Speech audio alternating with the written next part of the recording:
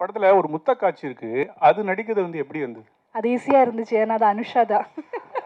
இப்போ ஸ்பெஷல் சைல்டுன்னு சொல்கிறோம்ல, அந்த மாதிரி தானே இந்த ஹோமோ லெஸ்பியன்லாம் ஏற்கனவே பொண்ணு கிடைக்காம அவன் அலைஞ்சிட்டு இருக்கான் நிறைய. இங்கே ஸ்பெஷல் சைல்டு அப்படின்னு சொன்னதை நான் கண்டிக்கிறேன். நாடு முழுக்க இந்த மாதிரி ஆச்சுனாக்கா அப்புறம் குழந்தை பிறப்பு எப்படி நடக்கும்?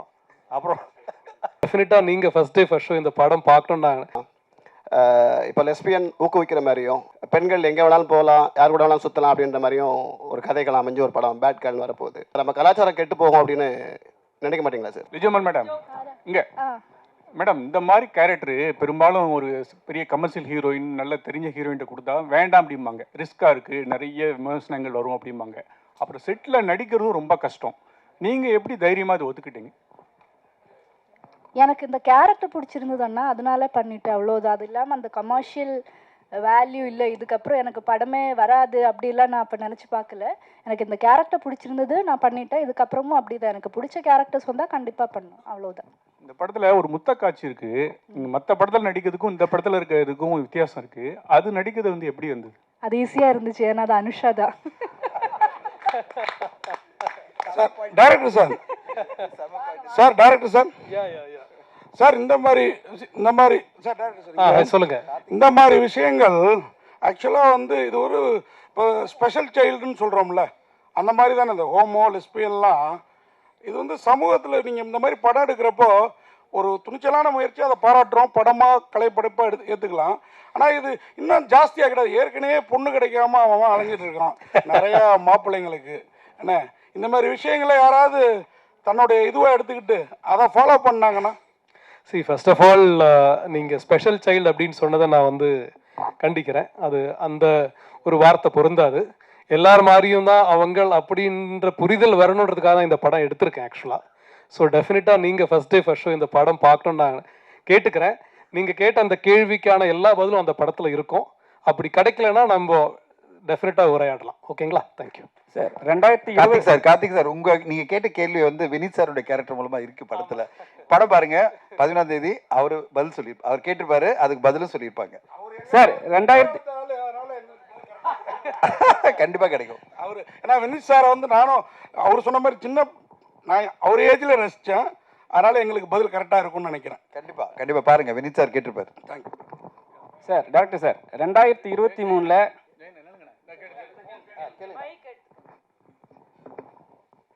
சார் இதில் 2 பெண்ணுங்க காதலிக்கிறாங்க. அவங்க தனியாக வாழணும்னு சொல்லிட்டு நினைக்கிறாங்க. அதுக்கு அப்பா அம்மா ஒத்துழைக்க மாட்டேங்கிறாங்க. பட் வழக்கமாக ஏற்கனவே நீங்கள் கோட் பண்ண மாதிரி தான் சமுதாயத்தில் ஒரு ஆண் பெண், ஆணுக்கு ஒரு பெண் அப்படின்னு சொல்லிட்டு தான் இருக்குது. பட் இந்த மாதிரி ஏற்கனவே கார்த்திக் சொன்ன மாதிரி பெண் கிடைக்க மாட்டேது அப்படின்னு சொல்லிட்டுலாம் சொல்கிறாங்க. நீங்கள் இதை வற்புறுத்தி சொல்லும்போது நாடு முழுக்க இந்த மாதிரி ஆச்சுனாக்கா அப்புறம் குழந்தை பிறப்பு எப்படி நடக்கும்? அப்புறம் அதுக்கு பிறகு பெண்கள் அவங்க மட்டுமே குடும்பம் நடத்தலாமா? இந்த மாதிரி கேள்வியெல்லாம் இருக்குது. இதுக்கெல்லாம் நீங்கள் என்ன விட சொல்ல போகிறீங்க படத்தில்? எனக்கு ஆக்சுவலி ரொம்ப சந்தோஷமாக இருக்குங்க. ரொம்ப சந்தோஷமாக இருக்குது. முதல் அந்த சார் கேட்ட கேள்வியாக இருந்தாலும், கார்த்திக் சார் கேட்ட கேள்வியாக இருந்தாலும் சரியும், சாரி உங்கள் பேர் ஜெயச்சந்திரன் சார், நீங்கள் கேட்ட கேள்விகளாக இருந்தாலும் எனக்கு ரொம்ப சந்தோஷமாக இருக்குது. ஏன்னா நான் அந்த எல்லா கேள்விக்குமே இதில் ஒரு கதாபாத்திரங்கள் அது ஆன்சர் பண்ணுது. உங்களோட அந்த ஆதங்களும் அந்த கேள்விகளும் இந்த படத்தில் இருக்கிற ஒவ்வொரு கேரக்டருக்கு இருக்குது. அது அவங்க என்ன பதில் சொல்கிறாங்கன்றது நீங்கள் படம் பார்த்தா உங்களுக்கு புரியும். நான் இப்போ அது சொல்லிட்டா நான் படத்தில் இருக்க டைலாக் சொல்கிற மாதிரி இருக்கும். அதனால் நான் அவாய்ட் பண்ணுறேன். டெஃபினட்டாக நம்ம இதோட படத்தோட ரிலீஸ் முடிச்சதுக்கப்புறம் நம்ம டெஃபினட்டாக டீட்டெயிலாக பேசுவோம். சார் 2000 சார், நீங்கள் கேட்ட அதே கேள்வி வினித் சார் அதுலேயும் கேட்பார். எல்லாரும் ஜெயிச்சதானே சார் வினித் சார் எல்லா கேள்வியும் கேட்டார். அதனால நீங்க படம் மட்டும் பாத்துருங்க. அதுல உங்க கேள்விக்கு எல்லாரும் அவர் கேட்டிருப்பாரு. அதுக்கு பதில் லிஜோ சொல்லியிருப்பாங்க, அது பிறகு அனுஷா சொல்லியிருப்பாங்க, டைரக்டர் அவங்க மூலமா சொல்லுவாரு. நீங்க பாருங்க. 2K கிட்ஸ் அது லவ் டோம்சிங் 2K 90 சம்திங் போகுது படம். இப்போ இந்த படம் நீங்கள் லெஸ்பியன். ஆனால் என்னன்னா February 14 ரிலீஸ் பண்ண காரணம் என்ன?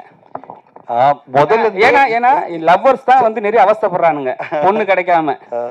அண்ணன் சொன்ன மாதிரி பொண்ணு கிடைக்காம அவ்வளவு பேர் அவஸ்தைப்படுறாங்கன்னு நல்லா சொல்றீங்க. ஒன்னே ஒன்று சொல்லிடுறேன். இந்த படம் நாங்க நவம்பர்ல டிசைட் பண்ணும்போது அவர் ஒன்னே ஒரு தான் சொன்னாரு. அன்னைக்கு சொன்னாரு, சார் இது வேலண்டைன்ஸ் டே நாங்க கொண்டு வரணும்னு ஆசைப்பட்ட படம். இல்லை, காதல் என்பது பொது உடைமைன்னு சொல்லிட்ட பிறகு நான் வேலண்டைன்ஸ் டே 2024 கொண்டு வரணும் ட்ரை பண்ணேன் சார். அப்போ ப்ரொடியூசர்ஸ்க்கு சில சிக்கல்னால கொண்டு வர முடியல. அட்லீஸ்ட் 2025 நீங்கள் லவர்ஸ் டே கொண்டு வந்துடலாம் சார், ஏன்னா அதுதான் சரியான டேட் இந்த படத்துக்கு. இட்ஸ் ட்ரிபியூட் டு லவர்ஸ் அப்படின்னாரு. மேடம், ரோகிணி மேடம், நீங்கள் பேசுகிறப்ப சொன்னீங்க இந்த மாதிரி மாறிடுவாங்க அப்படிங்கிறதெல்லாம் நான் ஏற்றுக்க மாட்டேன் அப்படின்ட்டு. அது அவங்களுக்குள்ளாரே உள்ளதுன்னு. அப்படின்னா அது ஒரு திருநங்கை மாதிரி, ஒரு ஸ்பெஷல் சைல்டு மாதிரி அவங்களுக்குள்ள பர்டிகுலர் கேரக்டர் தானே, டேரக்டர் இல்லைன்னாரு. இருங்க, உங்கள்கிட்ட இன்னொரு கேள்வியும் கேட்டுறேன். இப்போ நான் ஹாஸ்டலில் இருந்திருக்கிறேன், ஒரு 3 வருஷம் ஊட்டியில் படிச்சிருக்கிறேன். அப்போது நமக்கும் நம்ம ஃப்ரெண்ட்ஸுங்க சில தடம் மாதிரி போயிருக்குது. ஆனால் திருப்பி எல்லாருமே இப்போ ஃபேமிலி மேனாக கல்யாணம் பண்ணிட்டு குழந்தை குட்டி பார்த்துட்டு வாழ்ந்துட்டு தான் இருக்கிறாங்க. ஓகேங்களா? இந்த மாதிரி படங்கள் அந்த மாதிரி மாற்றுறதுக்கு வாய்ப்பு இல்லையா? நீங்கள் சொன்னதுனால சொல்கிறேன். இவருக்கும் அதே கேள்வி தான் கேட்குறேன். ஏன்னா என்கிட்ட ஒரு ஸ்பெஷல் சைல்டு பையன் இருக்கிறான். ஹரிதாஸ் பார்த்த பிறகு இவனை எப்படா வளர்க்க போகிறாங்கிற பயம் இருந்தது. இப்போ வளர்த்துக்கிட்டு இருக்கான் நல்லாவே. ஸோ அந்த மாதிரி இந்த மாதிரி பசங்களை வச்சுருக்க பேரண்ட்ஸுக்கு இந்த படம் ஒரு ஆறுதலாக இந்த மாதிரி இருந்தாலும் ஏற்றுக்குவாங்க அப்படிங்கிற முடிவை தருமா, அதையும் கேட்குறேன். ஸோ பேசிக்கலி இது வந்து ஃபேமிலிஸ்க்கான ஒரு படம் தான். நீங்கள் சொல்கிற மாதிரி ஸ்பெஷல் சைல்டுன்னு அந்த கேட்டகரிக்கும் இதுக்கும் சம்பந்தம் இல்லை, பொருத்தமான வார்த்தை இல்லை அது அப்படின்னு அது புரிய வைக்கிறதுக்கு தான் பேசுகிறது. இன்னொரு விஷயம் என்னென்னா வந்து எக்ஸ்பெரிமெண்டிங் அப்படின்ற இடத்துக்கு இல்லை. ஆக்சுவலி உணர்வு ரீதியாகவே அவங்களுக்கு வந்து ஒரு சில பேருக்கு இருக்கிற தெரிவுகள், அதாவது தேர்வு அப்படின்னு வரும்போது அதை நம்ம என்ன மாதிரி பார்க்குறோம் நம்ம அப்படின்றது வந்து நமக்கு அது பழக்கப்படாததுனால, நமக்கு தெரியாததுனால எப்படி பார்க்குறோம். நம்ம வந்து சொசைட்டி வந்து இப்படி ஒதுக்கி வச்சுட்டு, இல்லைன்னா அவங்கள வந்து அவமானப்படுத்துகிற மாதிரி, அவங்கள வந்து ரொம்ப தரக்குறைவாக பேசுகிற மாதிரி பண்ணுறதுனால நிறைய பேர் பயந்துக்கிட்டு இதை பற்றி பேசாமல் இருக்கிறவங்க தான் இப்போ பேசலான்னு வெளியே பேசுவாங்கன்னு சொல்கிறது. யாருமே வந்து இப்போ ஒரு கருப்பாக இருக்கிறவங்க கருப்பாக தான் இருக்காங்க இல்லையா, அந்த மாதிரி தான் இது. நீங்கள் எப்படி பிறந்திருக்கீங்களோ அதை நீங்கள் ஏற்றுக்கணும் அப்படின்றத பற்றி தான் பேசுகிறது தவிர, எப்படியோ பிறந்திருக்கோம் ஆனால் இதை பார்த்துட்டு மாறிடுவாங்க அப்படின்றது சரியான புரிதல் கிடையாது அப்படின்னு சொல்கிறதுக்கு தான் நான் சொன்னேன். டைரக்டர் சார், அதுதான் டைரக்டர் சார், இந்த பாட்டு வரி வந்து காதல் என்பது பொதுவுடன் வந்து பாலதேவன ரோஜாக்கள் ராஜா சார் உள்ளது. எங்கேயாவது உள்ள வருதா? பெர்மிஷன் வாங்கி பயன்படுத்திருக்கீங்களா? ரீமிக்ஸ் மாதிரி ஏதாவது வருதா? ப்ரமோல மட்டும்தான் இருக்குது, படத்தில் அந்த பாட்டு யூஸ் பண்ணல. ப்ரமோக்கு பர்மிஷன் கொடுத்தாங்க. ஃபேமிலியில் இருந்தால் ஃபஸ்ட்டு நம்ம இந்த விஷயத்தை கொண்டு வரணும் அப்படின்னு நீங்கள் எப்படி ரைட் பண்ண ஆரம்பிச்சிங்க? ஏன்னா அது ரொம்ப சிக்கலான ஒரு விஷயம். அதை குறித்து சொல்லுவாங்க. அதே மாதிரி வந்து இப்போ இருக்க யங் ஜென்ரேஷன் மேக்ஸிமம் வந்து இந்த விஷயங்களை வந்து மேக்ஸிமம் ஏற்றுக்கிறாங்க. ஆனாலும் சில பேர் வந்து வானவில் அப்படின்ற வார்த்தையை யூஸ் பண்ணி நிறைய பேர் இது பண்ணுறாங்க. நிறைய பேர் எனக்கு எல்லாருக்கும் தெரியும். ஸோ இதை வந்து இன்னும் நம்ம எப்படி ஹேண்டில் பண்ணலாம், கொஞ்சம் எப்படி ஜென்ரலைஸ் பண்ணலாம் அப்படின்ற மாதிரி இதெல்லாம் படத்தில் எதுவும் இருக்குங்களா? அடுத்து இந்த படத்தில் என்ன இருக்குன்றது படத்தை பார்த்ததுக்கப்புறம் நம்ம பேசலாம். பட் நீங்கள் கேட்ட கொஸ்டினுக்கான பதில் வந்து 2-3 கொஸ்டின் கேட்டீங்க. ஃபர்ஸ்ட் கொஸ்டின் ஒரு வாட்டி சொல்லுங்கள். ஓகே. நான் எப்படி பார்க்குறேன்னா, இந்த சமூகம் இல்லை இந்த நேஷன் இல்லை வேர்ல்டு நம்ம போகிறதுக்கு முன்னாடி நான் அப்படின்ற ஒரு ஐடென்டிட்டி இருக்குது. அந்த ஐடென்டிட்டி ஃபஸ்ட்டு க்ரியேட் ஆகிறது நம்ம ஃபேமிலி இதுதான் இல்லையா? ஸோ நமக்கு ஒரு அங்கீகாரம் அப்படின்றது முதல்ல ஃபேமிலியிலேருந்து தான் கிடைக்கணும். இப்போ நம்ம நிறைய பேரை பார்த்துருக்கோம், பெரிய இடத்துல வந்திருப்பான், ஆனால் வீட்டில் சண்டை போட்டு போயிருப்பான், என்னிடமோ அச்சீவ் பண்ணியிருப்பான். இருந்தாலும் என்னோட அப்பா என்னை ஒத்துக்கலை, அம்மா என்னை ஒத்துக்கலை அப்படின்ற ஃபீலிங் இருக்கும். நிறைய பேரை நான் பார்த்துருக்கேன், ரொம்ப சாதிச்சிருப்பாங்க, ஆனால் மனசுக்குள்ளே எப்போவுமே அந்த வேதனையோடு இருப்பாங்க. ஸோ இந்த புரிதல் அப்படின்றது ஒரு குடும்பத்தில் இல்லை, குடும்பம் அது எதுவானா இருக்கலாம், அப்பா அம்மா இல்லை நண்பர்கள் இல்லை அந்த வில்லேஜ் சார்ந்த இல்லை ஏன் ஊர் ஏன் நாடு அப்படின்னு கூட வச்சுருக்கலாம். ஸோ அந்த குடும்பம்ன்றது அது ஒரு யூனிட். ஸோ இந்த அங்கீகாரம் அங்கே ஆரம்பிக்கணும், அந்த புரிதல் அங்கே ஆரம்பிக்கணும். இந்த படத்தில் வந்து சாம் அப்படின்ற கேரக்டர் இவங்க பண்ணியிருக்காங்கன்னா, அவங்களோட ப்ரொட்டஸ்ட், அவங்களோட ஃபைட் வந்து அவங்க காதலுக்காக என்னன்னா, உலகத்துக்கு கூட கிடையாது, என் அம்மா என்ன புரிஞ்சுக்கணும், அவ்வளோதான். அதுதான் இந்த கதை. இந்த ஒன் லைனில் இந்த கதையை சொல்லிட்டேன், என் அம்மா என்ன புரிஞ்சுக்கணும், அவ்வளோதான். I don't care about the world. அவங்க புரிஞ்சுக்கிட்டாங்கன்னா எங்களுக்கு அது போதும். அங்கேருந்து அது ஆரம்பிக்கும். அதுதாங்க இந்த படம். இயக்குனர் சார் வணக்கம் சார். இங்கே சமீபத்திய படங்கள் பார்த்தீங்கன்னா, இப்போ லெஸ்பியன் ஊக்குவிக்கிற மாதிரியும், இப்போ லாஸ்ட்டாக கூட ஒரு படத்தோட ட்ரெய்லரில் பேசியிருந்தாங்க, பெண்கள் எங்கே வேணாலும் போகலாம், யார் கூட வேணாலும் சுற்றலாம் அப்படின்ற மாதிரியும் ஒரு கதைகள் அமைஞ்சு ஒரு படம் பேட் கேர்ள்னு வரப்போகுது. சமீபத்தில் இந்த மாதிரி படங்கள் வர்றதுனால நாட்டில் ஏதாவது சீர்குலைவுகள் ஏற்படாது, நம்ம கலாச்சாரம் கெட்டு போகும் அப்படின்னு நினைக்க மாட்டீங்களா சார்? டெஃபினட்டாக கிடையாதுங்க. ஏன்னா ஒரு கலாச்சாரத்தில் இருந்து தான் ஒரு கதை உருவாகுது.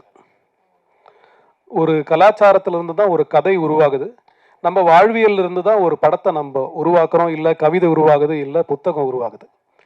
ஸோ ஒரு ரெஸ்பான்சிபிளான கலேஷ், ஒரு ரெஸ்பான்சிபிளான ஒரு கதையும் ஒரு ஆடியன்ஸும் ஒரு செட் ஆஃப் கலைஞர்களும் சேர்ந்து ஒரு படைப்பை கொடுக்கும்போது நம்ம அதை பற்றி யோசிப்போம்.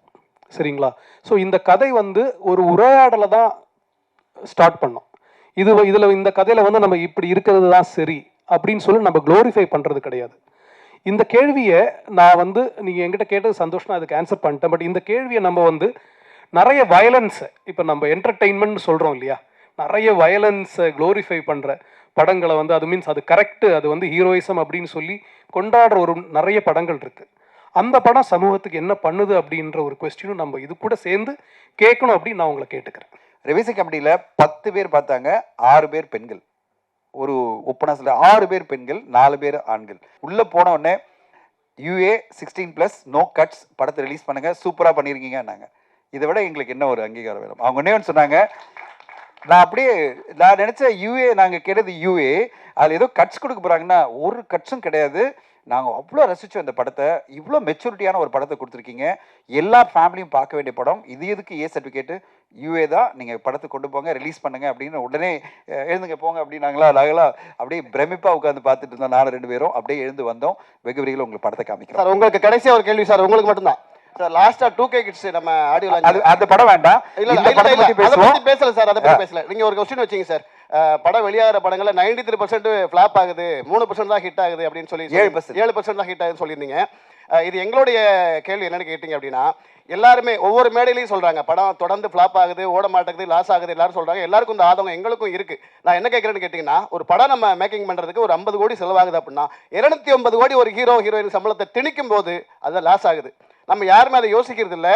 என்ன பட தயாரிப்பாளரும் சரி, இயக்குனரும் சரி, யாரும் யோசிக்கிறல. ஒருத்தவங்களோட கால் சீட் வேணும் அப்படின்றதுக்காக 150 கோடிக்கு நடிச்சிட்டு இருந்தவங்கள 250 கோடி கொடுத்து புக் பண்றாங்கல்ல.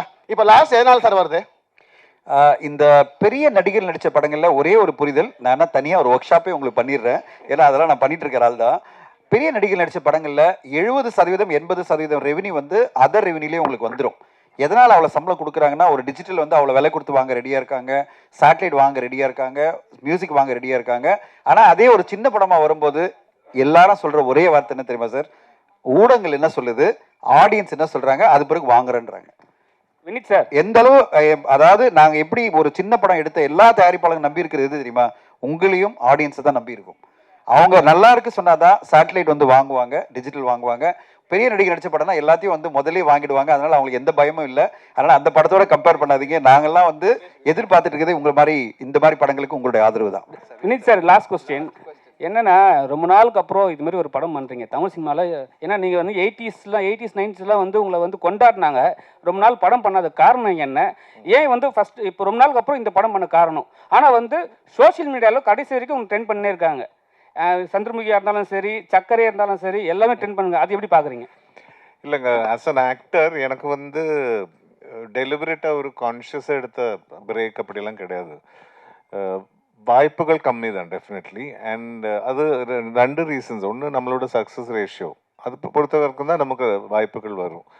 எனக்கு ஆனால் பர்சனல் நோட், எனக்கு வந்து அந்த கேரக்டர் சேலஞ்சிங்காக இருக்கணும், என்னால் ஏதாவது கான்ட்ரிபியூட் பண்ண முடியணும். அப்படி இருக்கிறது தான் நான், especially after the point of time, இப்போ at this point of my career, at this age, this is the time to explore different characters. So அதனால டைம் எடுத்து இப்போ வர்ற எல்லா ரோலும் பண்ணாமல், இப்போ மலையாளத்தில் நான் பண்ணிட்டு இருக்கேன் நிறைய படங்கள், தமிழ் ஆல்சோ வரும்போது இந்த மாதிரி தான் ரேராக வருது. ஸோ அதுதான் உண்மை ஆக்சுவலி. அதனால நான் டெலிபரேட்டாக பிரேக்கு அப்படியெல்லாம் இல்லை. அஃப்கோர்ஸ் மை டான்ஸிங் ப்ரொஃபஷன், என்னோட டான்ஸ் ஸ்கூல் அதெல்லாம் ஒரு சைடில் வேறு போயிட்டுருக்கு.